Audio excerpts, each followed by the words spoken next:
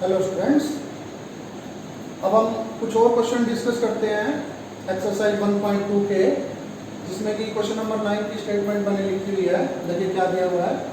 जी एक ग्रुप दिया हुआ है इवन ऑर्डर का ग्रुप, और क्या करके दिखाना है, एक एलिमेंट ढूंढ के दिखाना है ग्रुप जी में से आइडेंटिटी के अलावा ऐसा एलिमेंट जो कि खुद का क्या हो, इनवर्स हो। वो खुद का क्या होना चाहिए, इनवर्स, या ये कह लीजिए उसका स्क्वायर करने पर क्या आना चाहिए, आइडेंटिटी आना चाहिए। ठीक है, तो क्या दिया होगा, देखिए given G be a group of even order and let G का ऑर्डर क्या मान लिया है।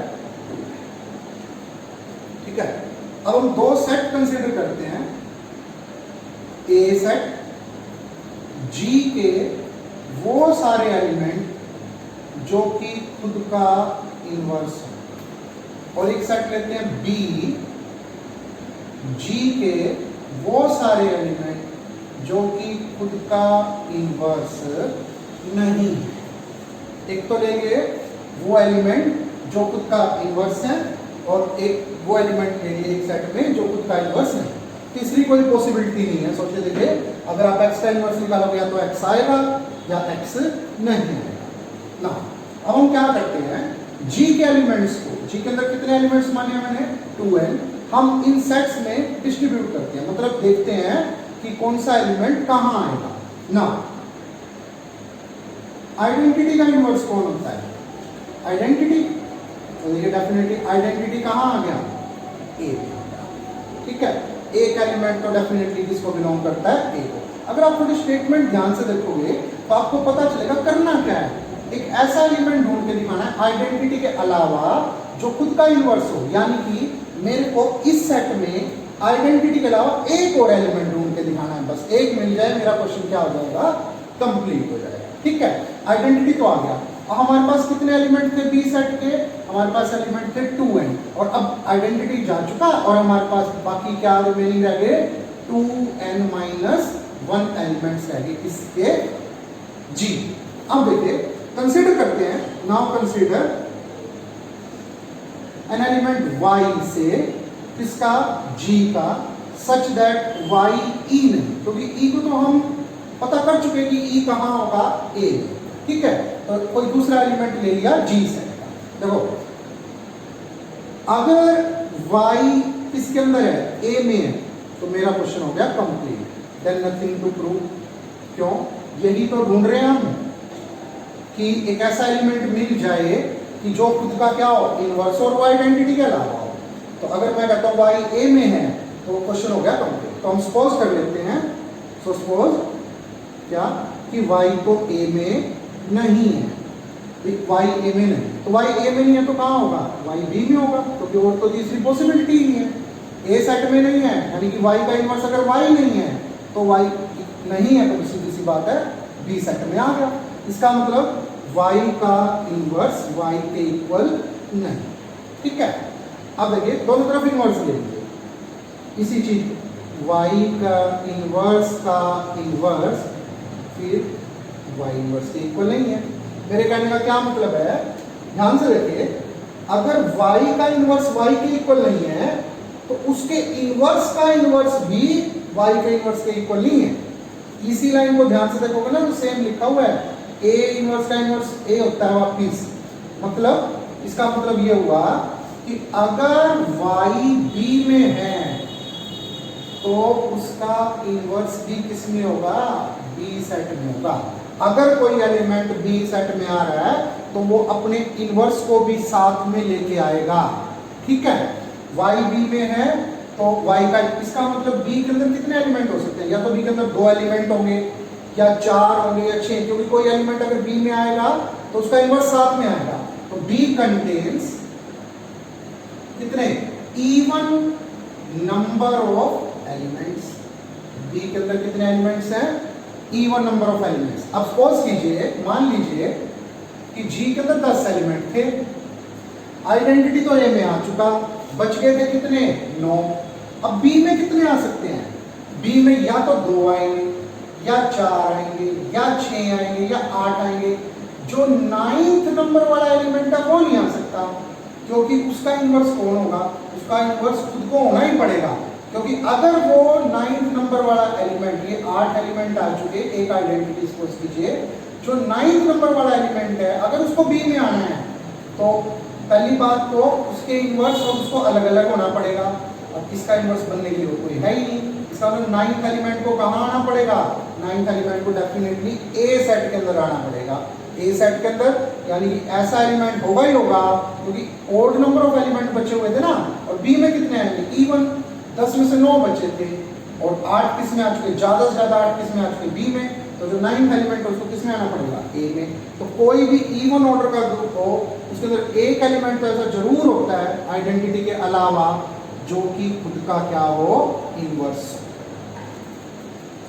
अब देखिए, आपको याद होगा हमने कल क्वेश्चन करा था जिसमें हमने प्रूव करके दिखाया था कि every group of up to 3 order is क्या होता है, एबिलिटी। अब उसका नेक्स्ट पार्ट है कि 4 ऑर्डर का ग्रुप भी क्या होता है आपका, एबिलिटी। आपके एक्सरसाइज में एग्जांपल नंबर 5 है, के में आया हुआ था पिछली बार कि हर एक ग्रुप 4 ऑर्डर का ग्रुप हर बार क्या होगा, एबिलिटी। तो मान लेते हैं लेट जी 4 एलिमेंट है, e a b c, be any group of order 4, कि ये क्या है, कोई भी ग्रुप है किस ऑर्डर का, 4। ठीक है, अभी अभी आपको याद हो, हमने क्वेश्चन किया है कोई भी इवन ऑर्डर का ग्रुप हो, कोई भी इवन ऑर्डर का ग्रुप, उसके अंदर एक एलिमेंट ऐसा जरूर होता है जो आइडेंटिटी के अलावा और जो कि खुद का क्या होता है, इनवर्स। देखो ये तो आपको सबको पता है, आइडेंटिटी का इनवर्स कौन होता है, आइडेंटिटी। और अभी जो हम क्वेश्चन करके हटे हैं उसके हिसाब से एक एलिमेंट और होना चाहिए कि ए का इनवर्स कौन, ए। मान लिया मैंने वो एलिमेंट कौन है, ए। अब बच गए कौन, बी और सी। ये देखिए e a b c, e a b c, identity का इनवर्स आइडेंटिटी हो चुका, ए का इनवर्स ए हो चुका। अब ऑप्शन है, अगर बी का इनवर्स बी है और सी का इनवर्स सी है, केस 1, अगर बी का इनवर्स बी है और सी का इनवर्स सी है, तो आपको याद होगा एग्जांपल नंबर 1 के हिसाब से क्या हो गया, ये तो हर एक एलिमेंट का इनवर्स वो एलिमेंट ही हो गया। और अब मैं डायरेक्ट कह सकता हूं जी कैसा ग्रुप होगा, एबिलियन ग्रुप होगा। ठीक है ना, एग्जांपल नंबर 1 में क्या था, अगर ग्रुप के हर एक एलिमेंट का इनवर्स एलिमेंट के इक्वल हो तो ग्रुप कैसा होता है, एबिलियन। तो केस 1 तो ये हो गया। केस सेकंड क्या है, अगर B का इनवर्स तो हो C और C का इनवर्स हो B, तो कैसे प्रूव करके दिखाएंगे ग्रुप कैसा ग्रुप है, एबिलियन। उसके लिए हम बनाएंगे कंपोजिशन टेबल। अब देखिए कंपोजिशन टेबल बनाते हैं। आइडेंटिटी है E into e, E into a, E into b, B E into c, A into e a, B into e b, C into e c, A into a का inverse A है, A into a e, B का inverse C है तो B into सी ई, और C का inverse B है तो C into B E. बच गई बाकी कंपोजिशन। अब देखिए यहां कौन आएगा, ए बी किसका एलिमेंट है, ग्रुप का एलिमेंट है। ग्रुप में तो 4 एलिमेंट है, या तो ए बी ई के इक्वल होगा, या ए के, या बी के, या सी। ठीक है, अब देखिए अगर ए बी ई के इक्वल है तो ए का इनवर्स कौन होना चाहिए, बी, लेकिन ए का इनवर्स तो कौन है, ए, यानी ई नहीं हो सकता। अगर ए बी ए के इक्वल है तो कैंसिलेशन ला लगाऊं तो बी किसके इक्वल आ गया, ई के। एक ग्रुप में 2 आइडेंटिटी नहीं हो सकती तो ए नहीं हो सकता। अगर a b equal to b मान लेता हूं तो फिर ए को आइडेंटिटी होना पड़ेगा, यानी क्या पॉसिबिलिटी बची, ए बी किसके इक्वल होगा, ए बी हमारा इक्वल होगा सी के। ठीक है, ऐसे ही अब देखिए ए सी की बात, फिर ए सी किसका एलिमेंट है, जैसे यहां पर आना था ए सी, और फिर वही ए सी किसके इक्वल, ई के। अगर ए सी ई के इक्वल मान लूं तो क्या होगा, ए का इनवर्स सी, लेकिन ए का इनवर्स तो कौन है ए। अगर ए सी ए के इक्वल मान लूं तो कैंसिलेशन लॉ से सी को आइडेंटिटी होना पड़ेगा, वो भी गलत है। अगर ए सी को सी के इक्वल मान लूं तो ए को आइडेंटिटी होना पड़ेगा, वो भी गलत है। तो क्या बचा आपकी बात, ए सी किसके इक्वल होगा, बी के। ठीक है, ऐसे ही बी ए किसके इक्वल, ई के या ए के या बी के या सी के। अगर आप चेक करो तो तीनों ऑप्शन कैंसिल हो जाएंगे, तो बी ए आएगा आपका सी के इक्वल, और ऐसे ही सी ए आएगा आपका बी के। अब बच गए ये दोनों, यहां तो आएगा बी स्क्वायर और यहां आएगा सी स्क्वायर। ठीक है, इनको फिल करने का एक और तरीका है, जो लास्ट के दो बच गए। आप बुक में देखोगे तो एक आर्गुमेंट ये भी हो सकता है, आप ये कह सकते हो कि कंपोजिशन टेबल में कोई किसी भी रो में, इसको नहीं लेना, किसी भी रो में या किसी भी कॉलम में कोई एलिमेंट रिपीट नहीं हो सकता। कहने का मतलब यहाँ बी नहीं आ सकता, यहाँ सी नहीं आ सकता, यहाँ ई नहीं आ सकता, क्या आएगा ए। लेकिन मैं आपको दूसरा तरीका बताता हूँ, देखो बी स्क्वायर क्या क्या हो सकता है, या तो ई होगा या बी होगा या सॉरी या ए होगा या बी होगा या सी होगा। अगर बी स्क्वायर ई के इक्वल है तो बी का इनवर्स कौन हो गया, बी। वो तो नहीं है इस केस में, यानी आइडेंटिटी नहीं आ सकता।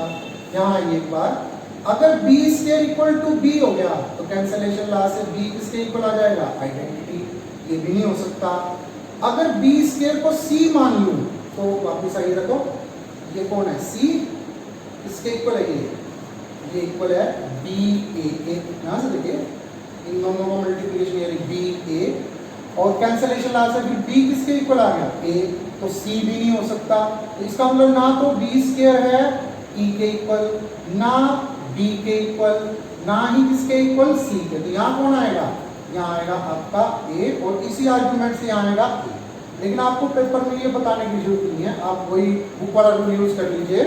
ये तो आपको पूरी मैंने बता दिया कैसे बना, आप यूज कीजिए कि कंपोजिशन टेबल के किसी भी रो में कोई एलिमेंट रिपीट नहीं कर सकता है कॉलम में। तो अब देखिए ये जो कंपोजिशन टेबल आई है, क्या ये सिमेट्रिक है, हाँ ये सिमेट्रिक है, इसलिए ग्रुप कैसा होगा, डेफिनेटली एबी। तो हर एक 4 ऑर्डर का ग्रुप कैसा होता है, एबी।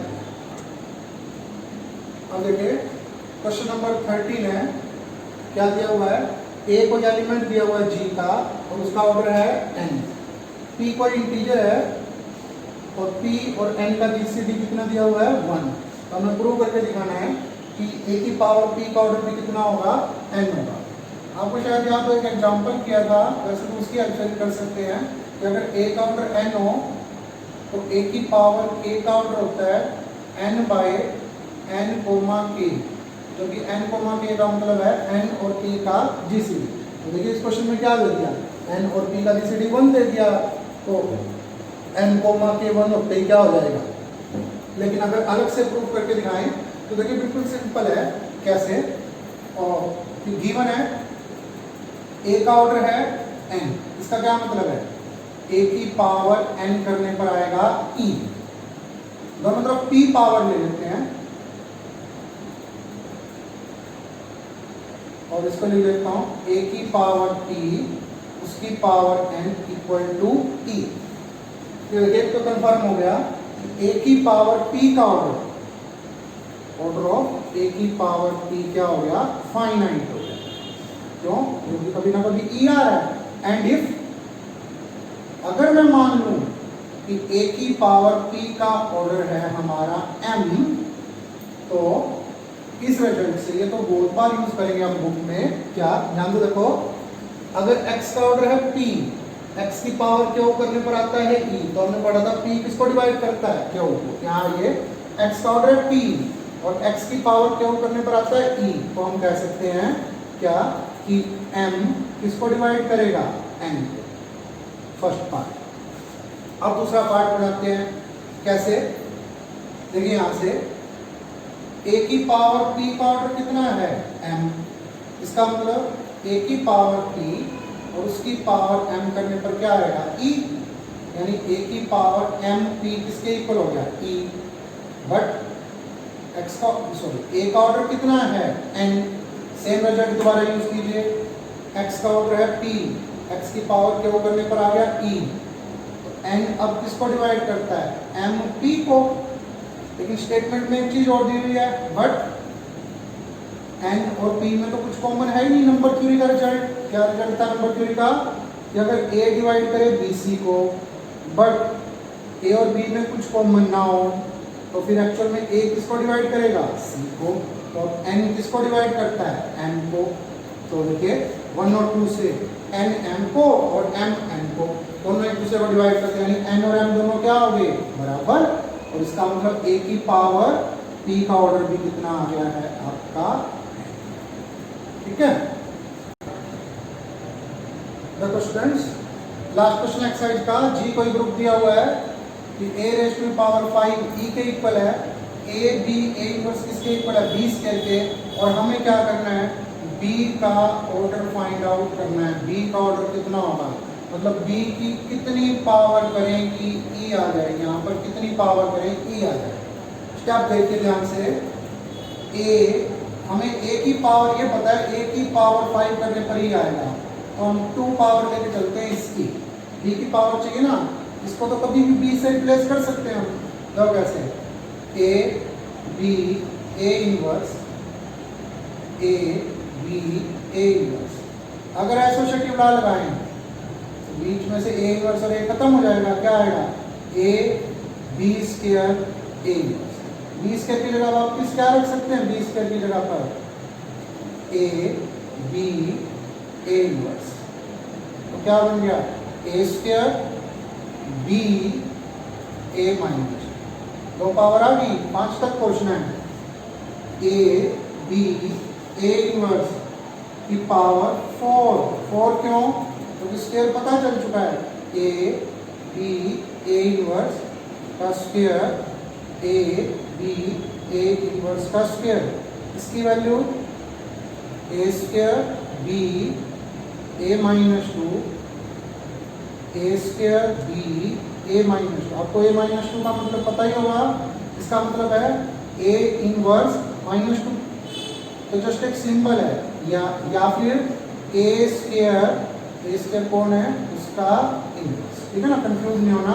ये देखिए दोनों फिर कैंसल और आ गया a square b square a minus, फिर b स्क्वायर की वैल्यू रख देंगे तो a क्यूब और b और a माइनस 3, ठीक है। अब देखिए, अगर मैं a b a इनवर्स की पावर 8 करूंगा, 8 क्यों, क्योंकि 4 पावर पता चल चुकी, तो सारे स्टेप करने के बाद क्या आएगा, a4 b a माइनस 4। अगर मैं a b a इनवर्स की पावर 16 करता हूं तो क्या आएगा, a5 b a माइनस, वहीं पहुंच के जहां चाहिए था, a5 b a5 का इनवर्स। ये कौन है दोनों, e।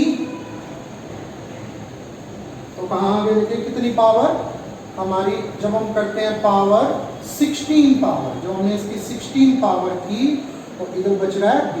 अब इसकी वैल्यू रख लेते हैं वापिस, क्या थी, b स्क्वायर की 16 पावर b, तो b की पावर 32 इक्वल टू b की पावर 32। अब एक बार अप्लाई कर लेते हैं क्या, कैंसलेशन लॉ, तो b की पावर 31 क्या आ गया, अब फिर वही रिजल्ट, अगर x का ऑर्डर हो p और x की पावर q करने पर आता हो p, तो p किसको डिवाइड करता है, q को। लेकिन अगर हमें पता ना ऑर्डर क्या होगा, तो हम सिर्फ इतना ही कह सकते हैं कि अगर x की पावर q करने पर आता है e, तो x का ऑर्डर किसको डिवाइड करेगा, q को। तो यहाँ मैं क्या कह सकता हूँ, b का ऑर्डर किसको डिवाइड करेगा, 31 को, और 31 एक प्राइम नंबर है, तो b का ऑर्डर क्या हो सकता है, या तो 1 या फिर 30। तो यहाँ पर आपकी 1.2 दो टॉपिक एक्चुअल में, एक तो ग्रुप की definition, order of an element, उससे रिलेटेड कुछ रिजल्ट्स, ये कंप्लीट है।